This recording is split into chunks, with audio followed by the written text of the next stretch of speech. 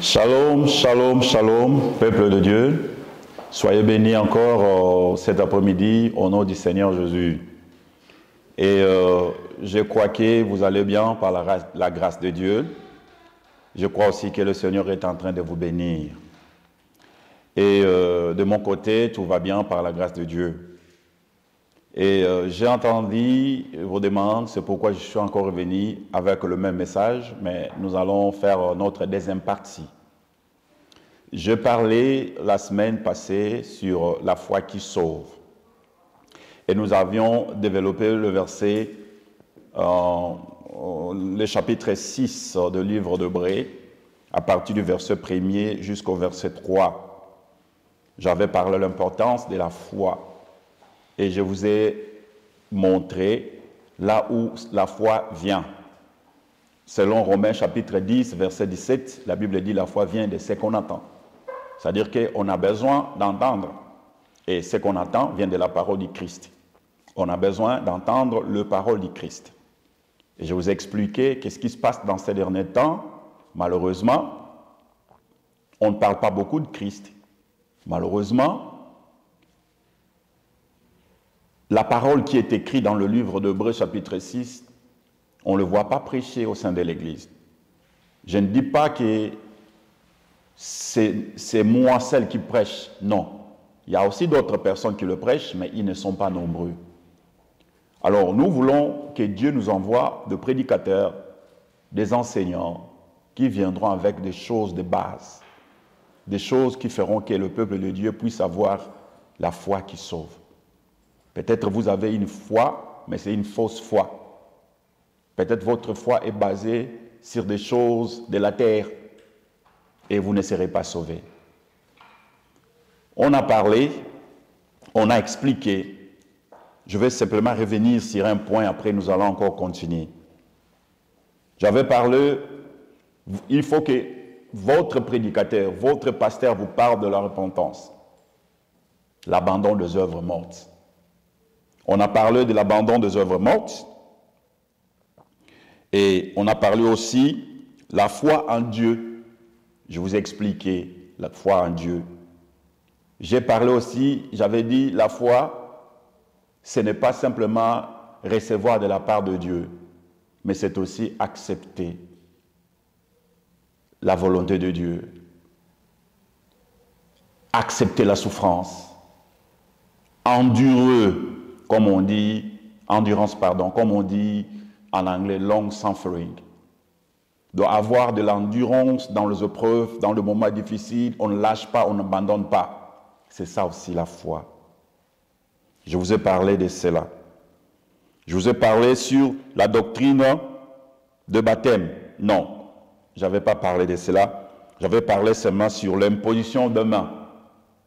J'avais juste frôlé un peu. J'ai parlé de ça et on avait parlé sur la résurrection de mort et sur le jugement éternel. Le jugement éternel, ce sont des enseignements qui rassemblent toutes les données à propos du retour de Jésus. En théologie, on appelle cela eschatologie. Donc, on doit parler sur l'enlèvement de l'Église, on doit parler sur le millénium, on doit parler sur la grande tribulation, on doit parler sur le grand retour de notre Seigneur Jésus sur la terre pour établir son règne pendant 1000 ans sur la terre. Et après cela, on doit parler aussi sur l'éternité. Après le millénium, ça sera l'éternité. C'est là où l'homme va vivre éternellement sur la terre. Donc, on a aussi besoin d'entendre ce genre d'enseignements. Mais il y avait une chose que je n'avais pas parlé, c'était sur doctrine de baptême. Je vais passer un peu parce que je ne vais pas faire une étude biblique pour vous donner beaucoup de versets. Mais je vais vous dire des choses qui vont peut-être vous aider à aller chercher dans les Écritures. Alors, quand l'apôtre nous parle de baptême, c'est en pluriel. Parce qu'il n'y a pas simplement un seul baptême. Il y a plusieurs sortes de baptêmes. Aujourd'hui, je peux vous parler de peut-être 5, 6. Je vais vous donner des exemples. Il y a le baptême qu'on appelle baptême d'eau. C'est dans la Bible. Jésus lui-même, il a été baptisé. Il y a des églises qui ne prêchent pas ça. qui disent que non, là maintenant, c'est fini, on n'a plus besoin de baptême, on a maintenant besoin de baptême du Saint-Esprit. C'est archi faux. Parce que la Bible nous montre, dans le livre de Actes chapitre 10, quand Corneille était sauvé avec toute sa maison, tout le Romain qui était dans sa maison, l'apôtre Paul, quand il commençait à parler, le Saint-Esprit est descendu vers eux, et l'apôtre Paul, avec les gens qui étaient venus avec lui, ils ont vu ces gens-là, ces païens, ces Romains, en train de parler en langue comme cela était fait avec eux le jour de la Pentecôte. Ils commençaient à parler en langue, ils furent remplis du Saint-Esprit. Mais après cela, l'apôtre Pierre les avait ordonnés d'aller se faire baptiser par l'eau.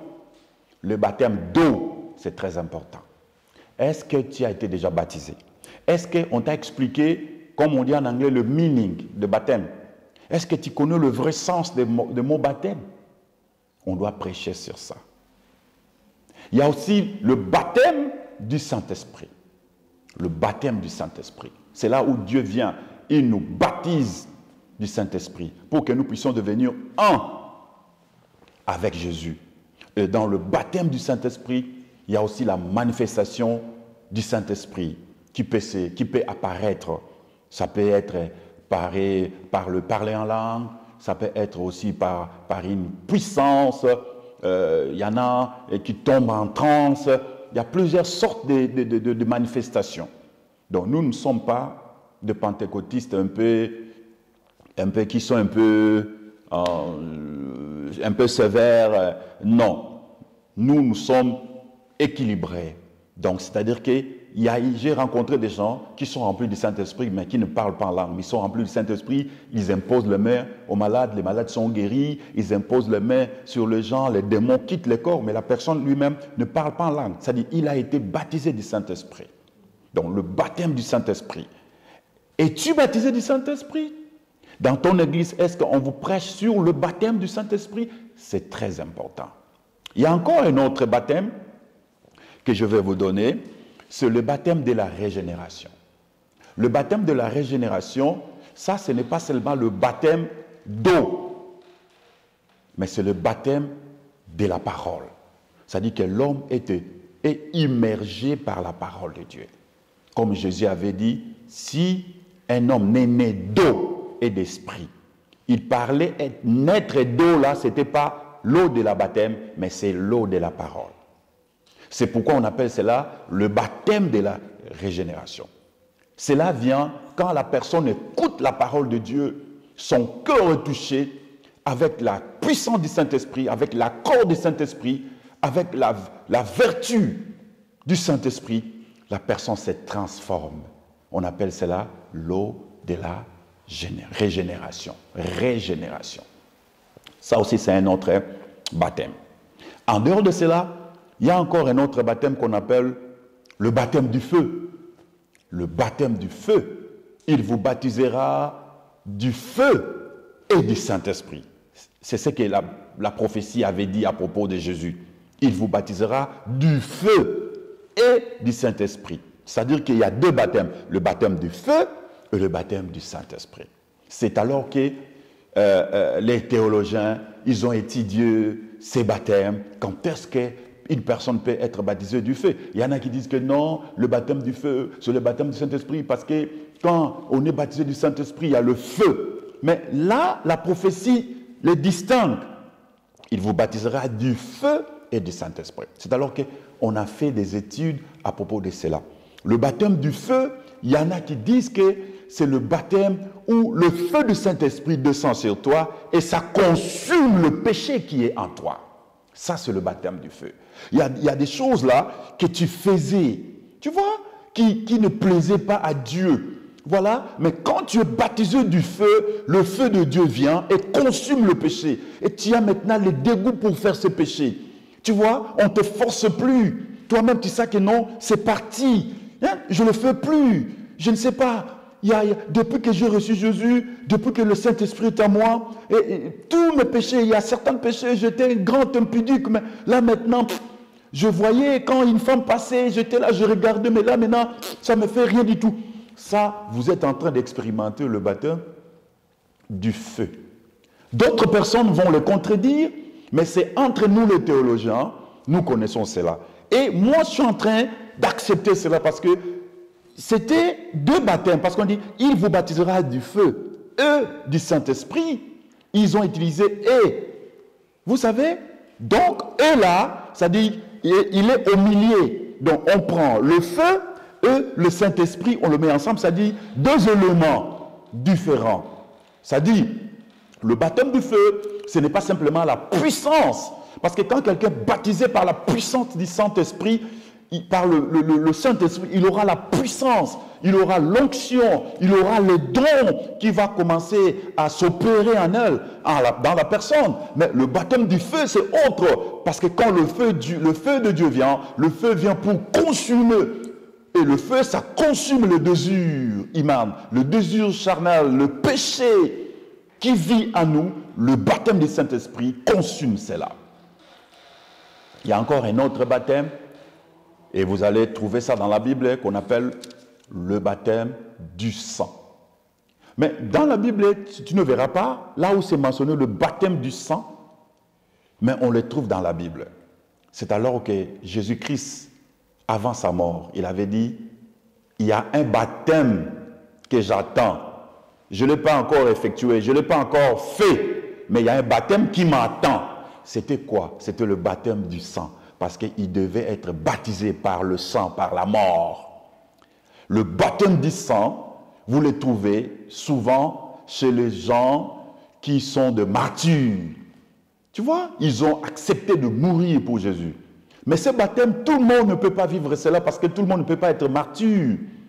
Il y en a qui prêchent, mais quand on les arrête, on l'amène quelque part.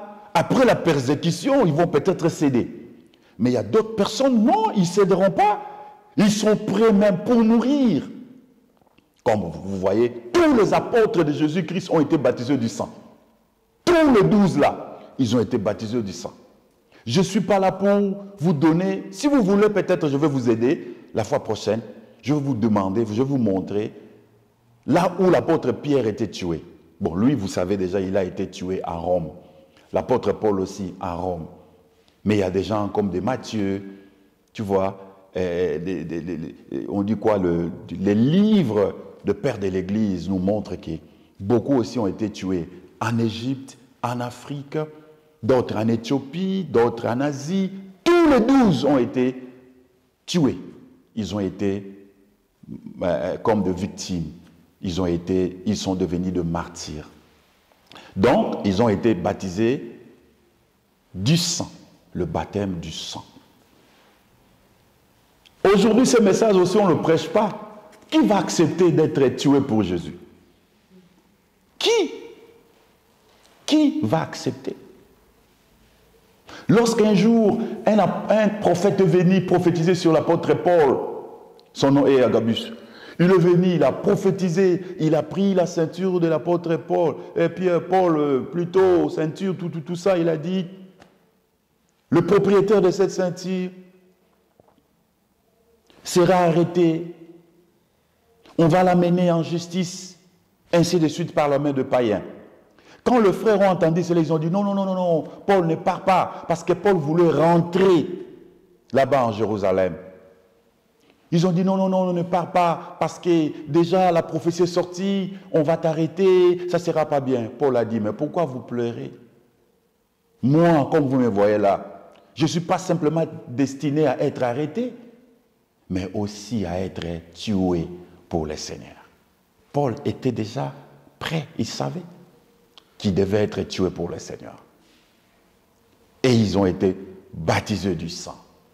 Est-ce qu'aujourd'hui, dans nos églises, il peut y avoir, je ne sais pas si vous allez trouver des gens qui vont mourir pour le nom du Seigneur Jésus. Un jour, je prêchais ici en Londres, j'ai dit, à l'époque de rois, de Néron, on prenait des chrétiens, on le mettait dans des stades, et après on mettait des lions, les lions tuaient des chrétiens. Est-ce qu'aujourd'hui, là, si vraiment on vient, on nous arrête, on nous met quelque part, et après, ils ouvrent des grottes ou je ne sais pas, des trous là où on garde des lions et on le fait sortir.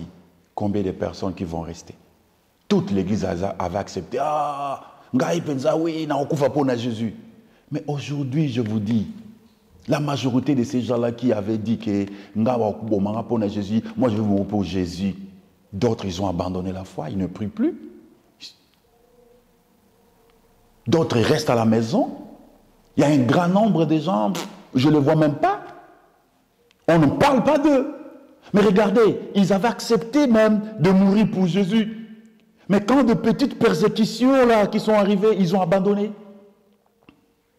Le baptême du sang. Et Dieu même sait, il connaît ta foi, que peut-être ta foi est petite, tu ne peux pas traverser ces temps-là. Tu ne peux pas traverser cette épreuve-là. Parce que si ça arrive chez toi, tu vas régner le nom du Maître. Donc, j'ai donné au moins plus de 5 à 6 sortes de baptêmes que le pasteur, là, vous priez, il doit normalement prêcher sur cela. Même si tu ne seras pas mature, mais tu dois quand même comprendre. Tu peux peut-être vivre, peut-être souffrir pour Christ. Peut-être souffrir pour Christ. Cela est très important. Donc là, maintenant, je devais clôturer sur Hébreux chapitre 6. Donc, j'ai donné, bon, pas dans la profondeur, mais j'ai expliqué quand même. Vous devez comprendre. Et quand le pasteur vous parle de cela, cela fortifie votre foi. Et vous-même, vous savez que vous suivrez Jésus, non pour les choses de la terre, mais vous suivrez Jésus pour les choses du ciel, pour son royaume. Hein? Donc, on ne va pas remplir l'église. Hein? L'église devient un centre là où les gens viennent simplement pour réclamer les choses de la terre. Mais il y a des païens qui le reçoivent sans qu'ils puissent même réclamer. Ils savent comment le prendre. Parce que le secret de réussite, c'est le travail. Et le secret de bon travail, c'est quoi? C'est savoir, comme on dit, faire le saving. Hein? Épargner quelque chose. Et après, vous allez faire quoi? Des investissements. Ça, c'est le secret pour être, je ne sais pas, quelqu'un qui a l'argent, un homme riche ou un homme prospère. Mais ce n'est pas simplement aller dans l'église, passer tout le temps dans l'église par la prière et pour que le Seigneur envoie la manne et que la manne tombe du ciel. Non. C'est pourquoi beaucoup de chrétiens sont devenus de malheureux parce qu'ils sont mal prêchés. Vous voyez? Ils sont mal prêchés. Donc l'église, c'est une place là où on nous parle de choses, de la terre bien sûr, 1% seulement. 99%, ce sont des choses du ciel, des choses invisibles, des choses qui ne passeront pas. Parce que les choses de la terre sont éphémères et passagères. Alors, notre deuxième point, la foi sur la foi qui sauve. Je vais vous montrer que la foi qui sauve trouve ses racines dans l'amour. La semaine prochaine, je vais maintenant vous donner de preuves, le fruit de la foi qui sauve. Je vais vous donner des éléments qui montrent que vous avez la foi qui sauve. Mais aujourd'hui, je vais simplement sauter, je vous donne ça, après je vais descendre. Je vais terminer sur les signes qui montrent que vous avez fait la régression. Vous n'avez pas la foi qui sauve. Ou peut-être, avant, il y en avait, mais là maintenant, il n'y en a pas. Ou peut-être il y en a, mais ça fait comme ça descend. Je vais vous donner quelques signes. Mais avant que je vous donne ces signes, je vais vous donner encore des choses. La foi qui sauve, on le trouve dans la personne qui a l'amour. Aujourd'hui, le message de l'amour, on ne le prêche pas. Je vais lire ce verset. Galates, je pense, Galates chapitre 5. Livre des Galates, lettre plutôt, des Galates chapitre 5.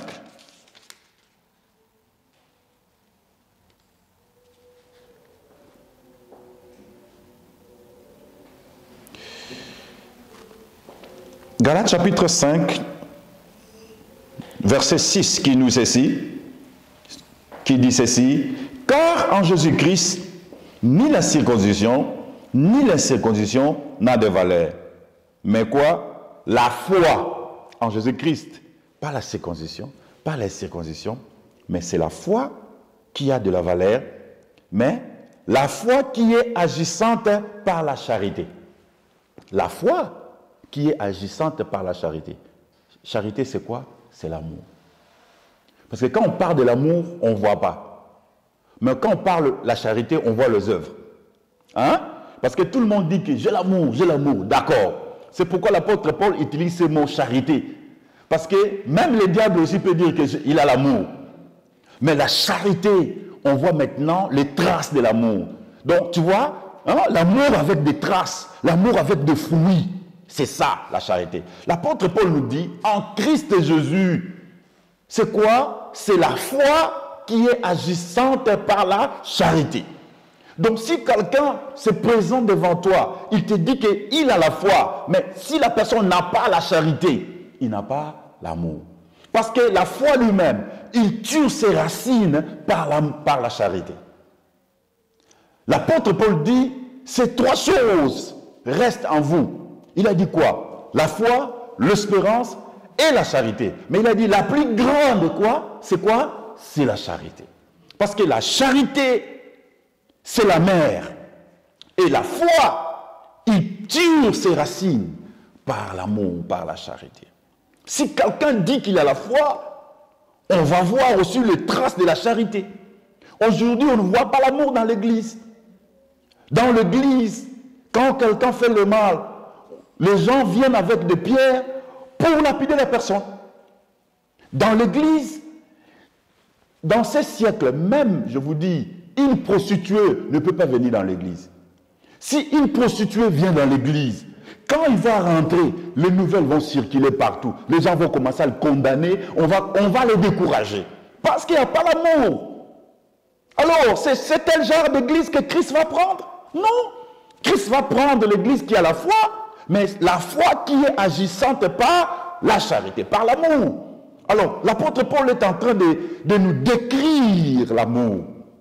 Il dit, il ne soupçonne pas le mal. Il ne fait pas le mal.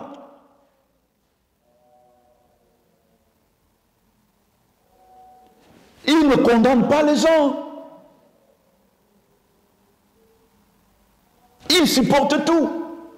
Cet amour-là qui manque au sein de l'Église. La Bible dit, l'amour couvre une multitude du péché. Quand même un frère au sein de l'Église, quand même un homme de Dieu, il tombe, il fait une faute, mais les premières personnes qui vont crucifier leur pasteur, leur prophète, leur interprète, ce sont les membres de l'Église. Parce qu'il n'y a pas la charité. La charité couvre. Couvrir, cela ne veut pas dire qu'on est d'accord de ce que tu as fait. Non, tu as fait le péché, mais on ne peut pas te rejeter parce que tu es notre frère. Nous allons te montrer l'amour, même si on va te placer sous la discipline. Parce que la discipline va t'aider, afin que tu ne puisses pas reprendre la même faute. Mais nous allons te montrer toujours quoi? L'amour. Mais là, quand quelqu'un décode, on le met à côté. Il y a des gens qui se sont tués parce qu'ils ont été excommuniés. Parce qu'il n'y a pas l'amour au sein de l'Église. L'amour, quand l'amour est là au sein de l'Église, on va se supporter les uns les autres. La foi agissante avec amour. Et toi qui parles beaucoup là, toi qui critiques beaucoup le pasteur, toi qui condamnes les églises, as-tu l'amour dans ton cœur? C'est cet amour-là qui te pousse à condamner, à critiquer, à salir les gens? Non, tu iras en enfer parce que tu n'as pas l'amour. Et l'exemple final, c'est Jésus. Quand les gens qui lui ont fait du mal venaient vers lui, Jésus pardonnait. Tout ce que Yehoshua HaMashiach a prêché, il a démontré cela. Il a montré l'amour envers même ses ennemis. Il a dit, Père, pardonne-leur, car ils ne savent pas ce qu'ils font. Même sur la croix, Yahushua Mashiach, il a réussi même la femme adultère, que les Juifs devaient normalement les lapider. Mais Yahushua Mashiach a défendu cette femme. Il a dit, femme, où sont partis ceux qui voulaient te condamner? Il a dit, moi aussi je ne te condamne pas. Mais va et ne pêche plus. Regarde l'amour. Si Jésus est le maître et le consommateur de la foi, il est aussi l'amour. Jésus n'a pas l'amour, mais il est l'amour. Il est l'amour de Dieu. Alors toute personne qui a la foi doit marcher avec l'amour. Même quand on prêche, je vous prêche avec amour. Je ne vous prêche pas pour vous, je ne sais pas, vous condamner, jeter des pierres sur vous. Non. Mon but c'est quoi? C'est de vous gagner, de vous ramener vers Christ. La vraie foi est agissante avec amour. Est-ce qu'on trouve l'amour au sein de l'Église? Est-ce qu'il y a l'amour chez les hommes de Dieu? On m'a appris quelque part, il y a un homme de Dieu qui vient de mourir. Et cet homme de Dieu, celui qui avait créé une chaîne, une plateforme là, c'est en dehors de Londres. Je ne vais pas citer le nom. Les gens priaient beaucoup, priaient. Et pendant qu'il avait construit, c'est lui le fondateur, il était avec une autre personne. Après, quand ils ont gagné beaucoup de gens, ils ont des viewers, ils gagnent de l'argent, ils se sont séparés avec l'autre. L'autre partie, il a fait aussi son truc, toujours le même nom, mais c'est comme si elle, comme c'était Wenge, 4x4 et Wenge elle Paris, Wenge Tonia, toujours le même nom, mais elle l'autre. Il a fait ça, et lui aussi il a ses gens. Mais le fondateur est mort. Hein, ça fait peut-être 2 semaines, 3 semaines, il est mort. J'ai causé avec les partisans, ceux qui suivaient le prière avec ces gens-là. J'ai dit, mais le fondateur de ces plateformes est décédé. Ah oui, mais moi je ne le connais pas, je sais que c'est lui le fondateur, je ne le connais pas. Moi j'ai dit, mais toi tu pries où? Parce que c'est le même nom. Oui, mais moi je suis avec tel pasteur. Moi j'ai dit, mais il m'a dit ceci. Mais je ne comprends pas aussi. Hein. Lui, son frère est décédé parce que c'est lui qui était le fondateur. Ils travaillaient ensemble. Il n'a même pas fait mention, tu vois, du décès de son collègue. Donc on ne parle même pas de ça. Moi j'ai dit, ah bon? Il a dit non. Il a dit, je n'ai pas compris. Quand même, c'est lui qui avait fondé ça. Il devait quand même présenter les condoléances, tout ça. Mais on ne parle même pas de ça. C'est ça le problème. L'apôtre Paul avait dit ça dans les derniers jours. La charité de plus grand nombre, même Jésus-Christ même a dit, la charité de plus grand nombre, c'est refroidira. Il n'y aura plus l'amour. On prêche la Bible, mais il n'y a pas l'amour. Tu prêches la Bible et tu n'as pas l'amour. Tu n'as pas de traces de la foi qui sauve. Même si tu fais tomber des arbres là, on ne voit pas l'amour. Tu n'as pas le trace de la foi qui sauve. L'église qui a des traces de la foi qui sauve, cette église, c'est une église qui montre l'amour. Vous devez aider. Nous sommes en Europe, il y a des églises qui ont 300 membres, 400 membres. Mais vous voyez des dégâts. Chez nous, là-bas au pays, des inondations. Votre église, majorité, ce sont des Congolais. Vous ne faites même pas des collectes pour aider, ne fût-ce que 2 ou 3 personnes. Mais nous parlons de délivrance, nous parlons des démons. Arrêtons ça. Nous voulons voir l'amour. Aidons les gens. La Bible nous dit quoi? La religion pure et sans tache devant Dieu consiste à visiter les orphelins et les veuves dans leur misère. Ça, c'est la religion. Ça, c'est la bonne religion. Ça, c'est les gens qui professent la foi en Christ. Voilà, ça, c'est aussi notre point.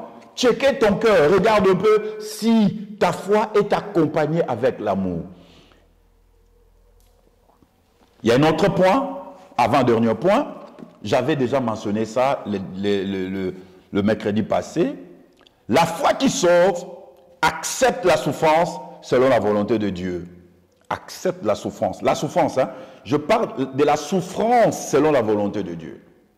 Et cette souffrance-là, on accepte avec l'endurance. On n'abandonne pas parce que Dieu a permis un malheur. On n'abandonne pas parce que quelqu'un qui est très cher est décédé dans ma famille, je dois abandonner. On n'abandonne pas parce que je perdis d'emploi et je dis, bon, où est ce Dieu? On n'en pardonne pas parce que je ne veux pas mon mariage, je ne veux pas parce que je suis malade, mais ça fait des années, je ne suis pas encore guéri. On n'abandonne pas. On accepte aussi la volonté de Dieu. Parce que Dieu est souverain. Il sait quand te guérir. Il sait quand te bénir. Il sait, il contrôle toutes choses. Mais ce que Dieu compte de voir en toi, c'est la fermeté, c'est la l'endurance, pas l'abandon. Alors, Philippiens chapitre 1er, verset 29 nous dit une chose. Philippiens chapitre 1er, verset 29 nous dit une chose. Là, je vais lire ça rapidement, très rapidement. Gloire à Dieu. L'apôtre Paul dit ceci. Et c'est de la part de Dieu, car il vous a été fait la grâce par rapport à Christ, non seulement de croire en lui, mais encore de souffrir pour lui. Tu vois? Et si on dit quoi? Quand on souffre pour lui, c'est une grâce que Dieu t'a accordée. Est-ce qu'on vous presse ça? On vous presse seulement souffrance et embêté. Souffrance, il y a un zambé zali. Mais sous peut-être les embêté, mais il y a un zambé zali. Dieu, comme je parlais la fois passée, il te prend, il t'amène où? Dans la vallée de l'homme de la mort. Dieu lui-même t'amène. Hein? Tu chasses les démons, pas de changement. Tu demandes le feu, pas de changement. Tu implores le sang, pas de changement. Lui-même Dieu, lui-même il te prend, il t'amène dans ces chemins. Tu dois être fort, tu dois être bien fondé, bien formé. C'est pourquoi ne jouez pas avec ton temps. Quand tu te places devant un homme qui joue avec toi, qui te donne des miettes. Ah, je ne sais pas. Je ne sais pas. Hein? Quand le restaurant n'est pas bon, quitte le restaurant. Cherche un restaurant là où on prépare bien pour ta santé. Mais quand tu vas dans un restaurant là où on met beaucoup de mungwa, après tu auras le problème de tension, tu vas mourir. Il faut que ton pasteur prêche bien. S'il a été mandaté par Dieu, appelé par Dieu, il te prêchera bien. Il va te donner des choses de fondement. Des choses qui vont t'aider de grandir. Même un jour, si quelqu'un te déçoit, tu seras toujours ferme. Tu viens dans l'église, on te fait du mal, tu es toujours ferme. Parce que tu sais que tu ne viens pas à l'église à cause d'une personne, tu viens à cause de Jésus. Je vais quitter cette église quand Jésus-Christ ne sera plus là. Mais néanmoins, le pasteur, c'est lui qui va normalement te prêcher. Il doit bien prêcher. S'il ne prêche pas bien, malgré Jésus est là, mais tu ne vas pas grandir, tu resteras toujours bébé. Et quand tu resteras toujours bébé, tu ne comprendras pas la volonté de Dieu. Tu as besoin de grandir. Donc, Dieu, il arrive à un temps où il nous prend. Il permet la souffrance. Et pendant que Dieu permet cette souffrance, les gens du monde vont parler. Les diables vont parler. Ta conscience aussi va parler. Est-ce que ça c'est Dieu? Oui, c'est Dieu. Oui, c'est Dieu. Il y a des choses difficiles à comprendre. Difficiles à comprendre. Quand Dieu avait permis Sarah d'être stérile, en réalité, Sarah était victime. L'esprit de stérilité était derrière qui? Abraham. C'est dans leur famille. Malgré qu'Abraham avait fait un enfant avec sa servante, d'accord, mais l'esprit de stérilité, c'était dans la famille d'Abraham. Mais Dieu avait permis cela dans la vie de Sarah, pour qu'un jour Sarah puisse devenir une mère. Dieu a permis à Rebecca aussi d'être stérile. Il a permis aussi à qui? À Anne d'être stérile. Pourquoi? Parce que Dieu voulait normalement le mettre dans la lignée de Sarah. Donc la stérilité de Sarah, c'était pas, ça ne venait pas des hommes, ça ne venait pas des démons, mais ça venait de Dieu. Et c'était pour un temps, pour manifester la gloire de Dieu, et aussi pour glorifier Anne plutôt. Un jour, quand on mentionne des femmes là, qui ont connu la misère, qui ont connu la stérilité, mais après Dieu les avait visitées, on va mentionner le nom d'Anne. Donc il y a certaines souffrances qui viennent.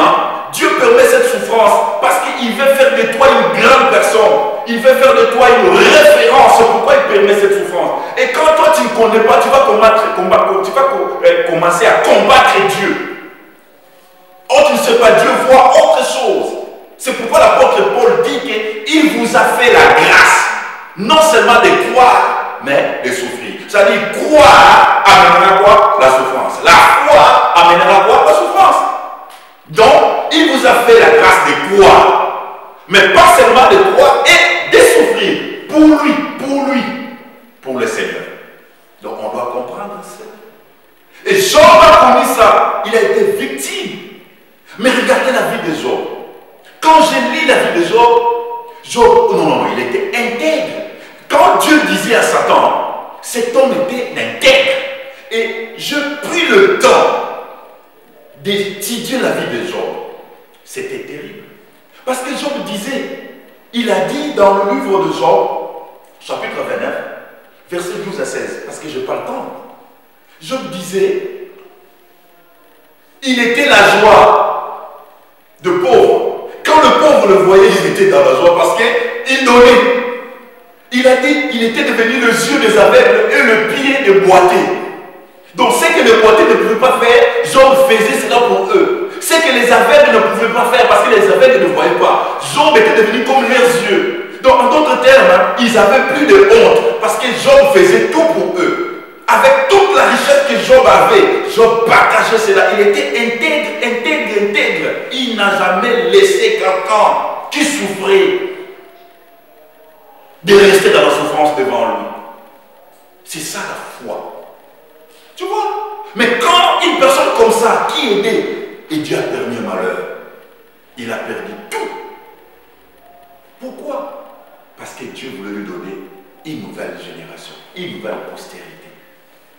Et il a permis ce malheur.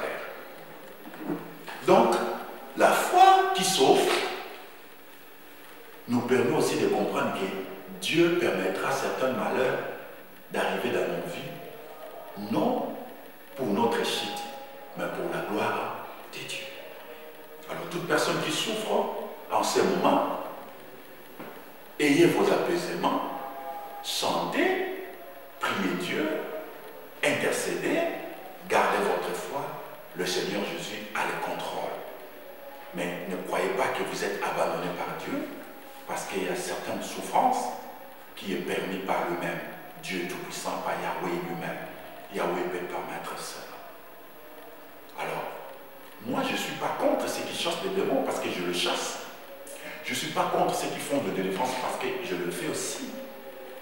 Mais je suis contre sur ceux qui vous parlent que la souffrance vient du diable. Non, il y a une souffrance qui vient du diable, il y a une autre qui vient de Dieu. Voilà le problème. Aussi, pour grandir votre foi, vous n'allez pas écouter simplement les enseignements des démons. Non, vous avez besoin d'écouter d'autres choses pour avoir, tu vois, l'équilibre. Tu vois, vous avez besoin d'écouter des enseignements qui vont vous aider. Parce qu'un jour, Dieu va vous faire passer dans des moments où quand même tu vois, Seigneur, je ne mérite pas ça. Seigneur, je ne comprends pas. Moi, je ne peux pas vivre telle humiliation. Si tu n'as pas été bien formé, tu vas abandonner le Seigneur. C'est ça qui sera peut-être dommage. Voilà. Alors, je te montre maintenant quelques signes. Le signe de la régression. Toi qui m'écoutes, tu dis, ok, j'ai la foi. Moi aussi, oh, j'ai la foi qui sauve, voilà. D'accord. J'avais dit, la foi ne peut pas rester stagnant. Soit ça monte ou ça descend. Ça ne peut pas rester comme ça pendant des années. Non. Ça augmente ou ça régresse et après, ça sera une foi morte. Tu vas regarder. Regarde-le. Quand tu n'as plus l'envie de la prière, c'est un problème. Donc, même si tu ne pries pas, même si ça fait des jours que tu ne pries pas, tu dors comme ça, tu as un problème. C'est la montre que ta foi. Quand tu ne fais pas de lecture biblique, tu ne lis pas la Bible, rien du tout, tu as un problème. Ta foi, parce que la Bible dit, errer l'homme. Dans le livre de Somme, chapitre 1er, errer l'homme qui n'écoute pas les conseils de méchants. Voilà. Après, quand il descend, on dit quoi? Qui trouve son plaisir dans la loi de l'Éternel et qu'il a médité jour et nuit. Lire, méditer et lire. Donc quand vous ne lisez pas la Bible, vous n'écoutez même pas, donc vous régressez. Abandon de participer au culte. Tu ne participes plus, tu ne viens plus à l'église, tu restes à la maison. Yaya, tu fais la régression. Inquiétude et souci de la vie. Trop, tu t'inquiètes beaucoup à propos des choses de la vie. Voilà, Banina va bonga, Nana bongate, Banina va progresser, Nana progresser, Yaya. Des inquiétudes. Parce que les inquiétudes ne vont pas t'aider à avancer. Non, c'est la décision qui va t'aider à avancer. Ce n'est pas les inquiétudes. Quand tu fais beaucoup de soucis, des inquiétudes, la régression. Indifférence pour les choses spirituelles. Quand on parle sur les choses spirituelles, tu es indifférent, ça ne te dit rien du tout. On parle de la prophétie, ça ne te dit rien. On parle de l'île guérison, rien. On parle de ceci. Tu es indifférent sur les choses de Dieu. Tu as fait la régression.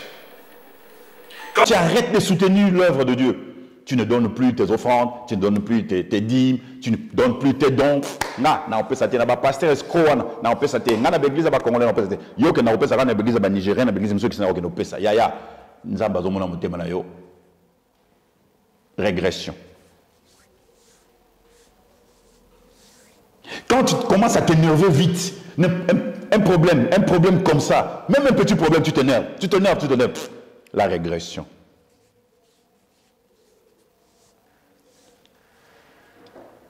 Quand tu es en colère contre ton pasteur, là, quand tu vois ton pasteur, là, même s'il n'a rien fait, tu ne l'aimes pas. Tu vois, tu as un problème. Quand maintenant tu as envie des choses que tu avais abandonnées, hein, il y a des choses que tu avais abandonnées avant pour Jésus, mais maintenant tu as l'envie de faire ça. Ma boîte, vivre. Yaya, tu as déjà fait la régression, tu as abandonné. Tu fais la médisance et que tu critiques inutilement comme ça. Tu as un problème. Manque de gêne, tu ne fais plus de gêne. Les gênes bibliques, normalement, un chrétien, un croyant doit gêner. Par semaine, ne fût-ce que même une fois. Si tu ne le fais pas, tu as un problème. Dormir sans prier, tu as un problème. Quand même tu commences à chanter les chansons du monde, hein, tu vois, même si tu ne chantes pas dans la bouche, mais quand tu marches là, tu marches, mais tu vois déjà des cantiques, des chansons de Fali et de Fer et commences à chanter dans tes pensées là. Tu as un problème là. Tu régresses. Donc tu vas perdre ta foi. Quand tu as un problème de manque de pardon, vraiment c'est un combat. Pour pardonner, tu n'arrives pas à pardonner. Ça aussi. La foi, parce que la foi n'est pas stagnante. Soit ça monte, ou ça descend, ça régresse. Voilà. Tu critiques les églises comme ça et de pasteurs. Envier les autres. Une jalousie mal cadrée. Jalousie contre les autres. Quand tu fais des promesses non réalisées, tu donnes toujours des promesses mais tu ne réalises pas. Tu as un problème. Quand tu n'arrives même pas à capter le songe, même Dieu te parle la nuit, il te montre quelque chose, mais tu es là, tu te lèves le matin, tu as oublié. Ça montre que tu as un problème, ta foi là, n'est plus là à la place où était, ça ne monte pas, ça régresse et ça descend bientôt, ça va devenir une foi morte. Donc, je pouvais vous donner beaucoup de choses. Et quand même tu mens, sans gêne, tu mens, donc tu es en train de mentir sans gêne. Déjà, ça prouve que tu as fait la régression. Bon, je vais m'arrêter là parce que l'heure, mon heure, je vais encore prêcher après ici. Je voulais ajouter de ce qu'on avait réussi la semaine passée. Et la semaine prochaine, je vais maintenant venir avec les éléments qui montrent que tu as la foi qui sauve. Comment que le Seigneur vous bénisse. Je sais que partout où vous avez regardé ces messages, vous serez bénis. C'est un message de restauration, un message de réforme. Hein? Ça ne vous donne pas simplement de la joie, mais ça vous bouscule un peu pour que vous puissiez revenir dans la bonne voie avec le Seigneur Jésus. Lorsque le Seigneur vous bénisse, que le Seigneur bénisse toute l'équipe devant la caméra, Mama Dina, avec son mari, que le Seigneur le bénisse. Et le pasteur Mimiche, l'évangéliste Joyce, le Seigneur le bénisse. Le pasteur Placide qui m'a assisté, le Seigneur le bénisse. Et l'évangéliste Mama Dolo, que le Seigneur le bénisse. Que le Seigneur bénisse tout le monde avec mes enfants. Que le Seigneur bénisse tout le monde. J'ai vu vos commentaires, comment vous m'aimiez, comment vous avez apprécié la parole de Dieu.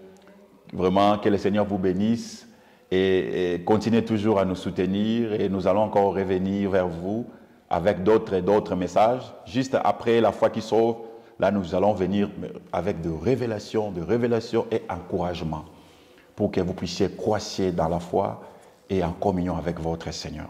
Je prie le Seigneur Jésus de bénir toute personne qui a entendu, qui a écouté ce message. Que la paix du Christ vienne sur vous. Que la paix du Christ, qui surpasse toute intelligence, garde votre cœur et vos pensées. Que la main de Dieu touche là où vous souffrez. Que la main de Dieu vous oriente. Si même vous êtes dans l'obscurité, vous ne comprenez plus, la vie est devenue bizarre, vous ne savez pas quoi faire, que la lumière du Seigneur puisse briller sur vous, que Dieu vous console, vous fortifie.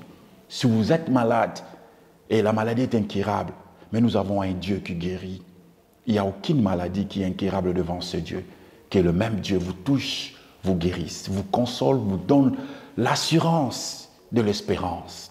Que Dieu là vous assiste au nom de Jésus-Christ. Soyez bénis, bénis au nom de Christ. Et nous allons encore nous revoir la semaine prochaine. Merci. Bye bye.